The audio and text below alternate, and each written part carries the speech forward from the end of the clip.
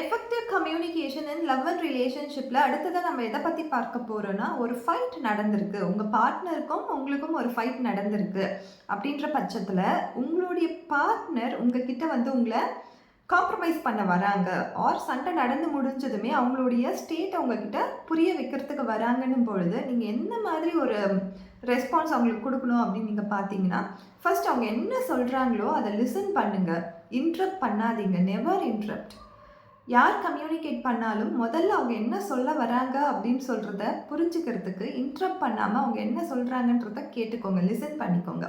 அடுத்ததாக அவங்க ஸ்டார்ட் பண்ணும்பொழுது ஏதோ ஒரு விஷயம் சொல்ல வரும்பொழுது நீ எப்பயுமே இப்படி தான், உன்னால் இது மட்டும் தான் செய்ய முடியும் அப்படின்னு சொல்லி அப்படியே ஸ்டாப் பண்ணாதீங்க. உங்களுடைய பார்ட்னரோட மைண்ட் அப்படியே பிளாக் ஆகிடும், அதற்கு மேலே அவங்களாலையும் பேச முடியாது.